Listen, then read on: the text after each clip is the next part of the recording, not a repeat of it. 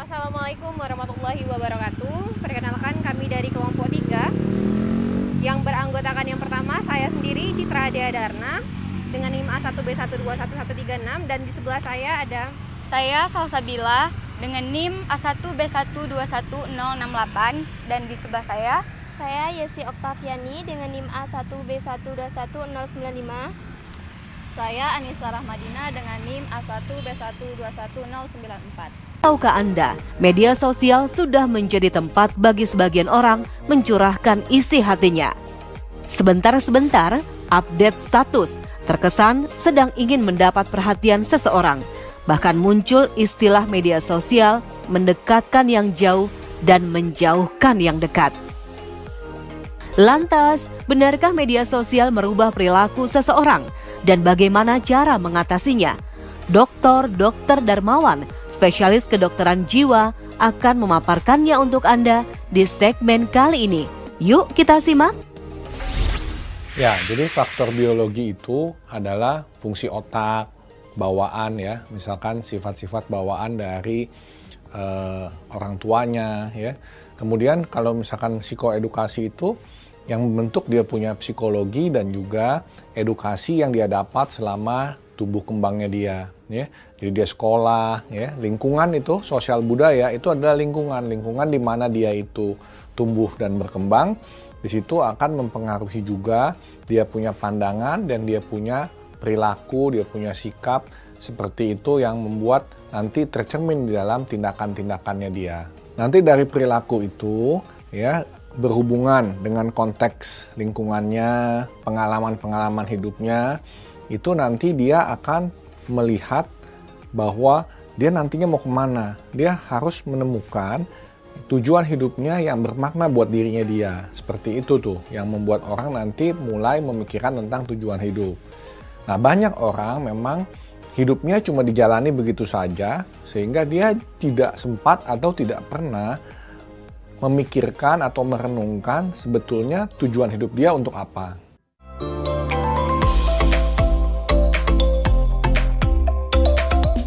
Saat berkumpul bersama teman dan juga keluarga, tak jarang banyak yang sibuk dengan gawainya, menjauhkan yang dekat dan mendekatkan yang jauh. Hal tersebut terjadi akibat sibuk dengan media sosialnya masing-masing. Lantas bagaimana media sosial bisa merubah perilaku atau bahkan membentuk perilaku seseorang? Tadi saya katakan bahwa orang itu kadang tidak bisa merenung untuk menemukan tujuan hidupnya. Kenapa? Karena saat ini dengan globalisasi, dengan media sosial itu membuat hidup kita ini itu seperti mengikuti begitu saja apa yang ada dari media sosial yang memberikan informasi-informasi yang sangat banyak, sehingga dari informasi-informasi itu kalau nggak dicerna, nggak direnungkan, itu diikutin begitu saja. Akibatnya ditelan mentah-mentah informasi itu dan akhirnya membentuk perilaku masyarakat, individu sesuai dengan informasi yang diberikan melalui media sosial tersebut. Bijaklah dalam menggunakan media sosial, karena jika tidak bisa menyebabkan gangguan pada kesehatan. Lantas apa ya dampak ketika seseorang terlalu sering bermain media sosial? Tadi saya ada sebut soal adiksi ya. Adiksi itu udah merupakan gangguan mental, karena adiksi itu adalah kecanduan, ketergantungan. Jadi ada kriteria-kriteria adiksi. Salah satunya tadi, kalau dia ada dorongan, dia tidak bisa lakukan, dia tidak bisa tahan, sehingga dia merasa tidak nyaman, merasa tidak bisa konsentrasi, bahkan bisa sampai misalnya emosional. Kemudian juga kalau misalkan dia sudah adiksi, waktu yang dia perlukan untuk menggunakan media sosial itu makin lama makin panjang, jadi dia habiskan waktunya itu sampai seharian untuk media sosial saja, ya. Seakan-akan kerjaan yang lain dia abaikan. Lalu dia juga tidak punya kesenangan lain ya selain untuk melihat media sosial. Jadi hobi-hobi yang lain, misalkan dia suka ketemu teman, dia suka olahraga, dia suka diskusi, itu juga dia bisa asik aja, mager, malas gerak, cuma ngeliatin media sosial ya.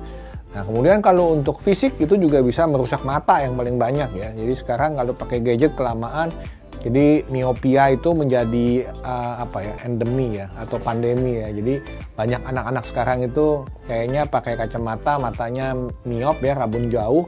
Itu kayaknya sudah normal, sudah biasa ya. Itu pengaruh tuh ke masalah fisik kayak gitu. Apalagi misalnya sebagian pasien-pasien psikiatri ya sekarang yang muda-muda itu ada yang mengalami anoreksia nervosa. Jadi dia tuh merasa kurang kurus ya. Jadi banyak anak muda belasan tahun, teenagers itu yang kita rawat bersama dengan penyakit dalam karena dia mau makin kurus.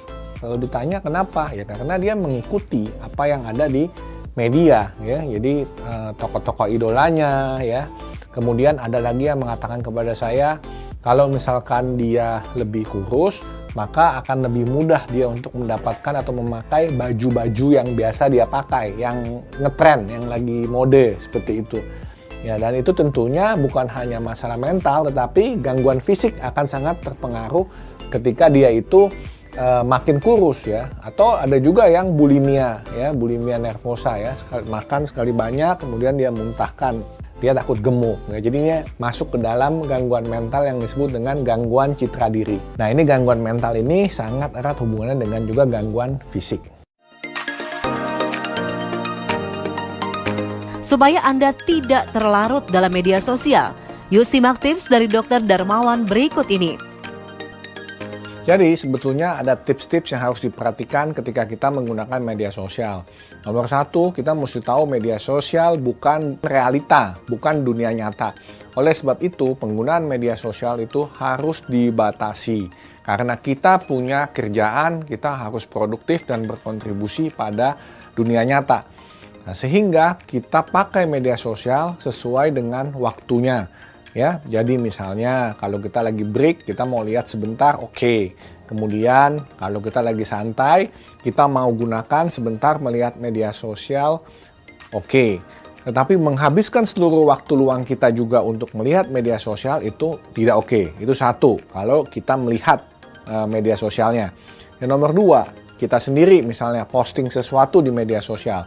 Kita harus sadar tujuan dari posting sesuatu itu harus bermanfaat, bukan hanya sekedar untuk pamer misalnya, untuk mendapatkan tanda love atau tanda jempol ya, sehingga kemudian mendapatkan kepuasan dari itu.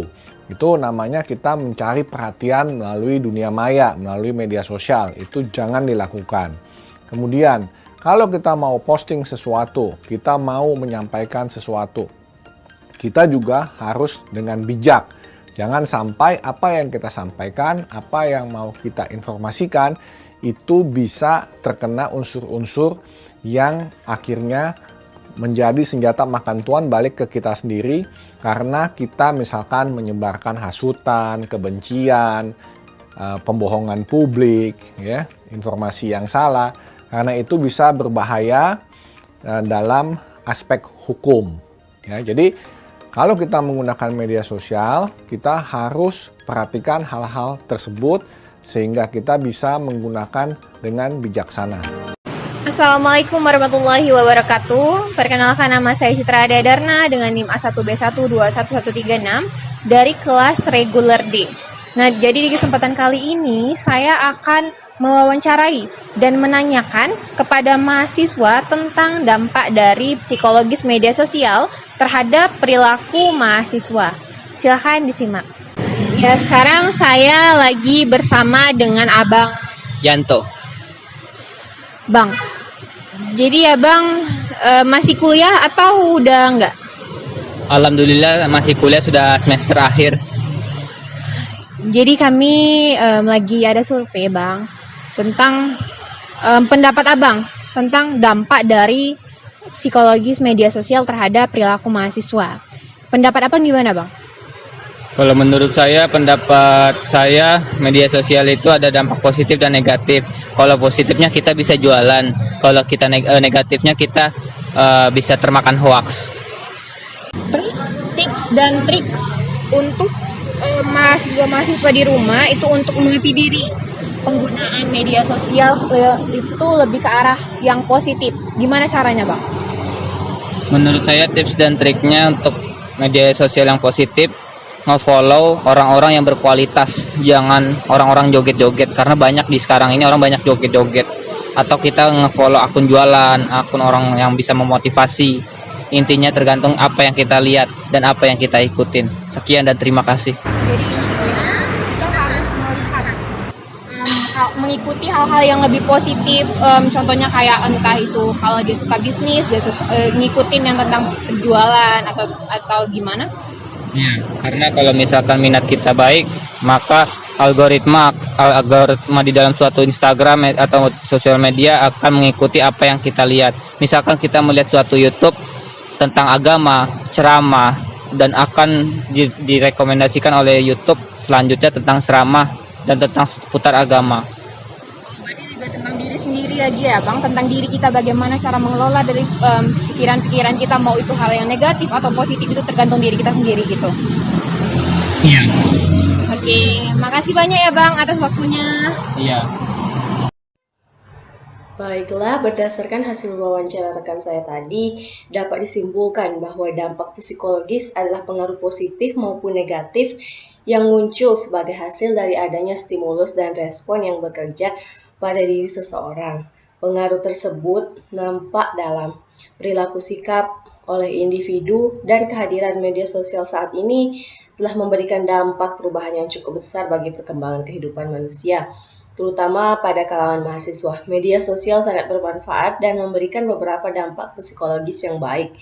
Namun, di sisi lain, media sosial juga memiliki pengaruh negatif yang cukup besar jika dalam penggunaannya tidak bijaksana, dan pengaruh negatif tersebut memiliki dampak psikologis seperti kecanduan, timbulnya sifat individual, dan rasa kecemasan sosial.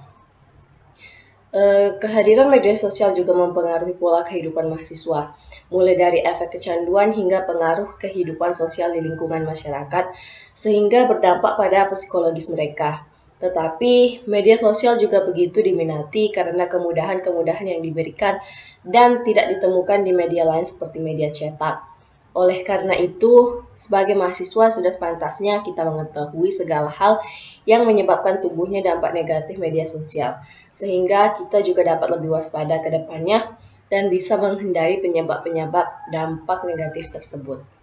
Sekian kesimpulan yang dapat saya sampaikan. Saya akhiri, wassalamualaikum warahmatullahi wabarakatuh.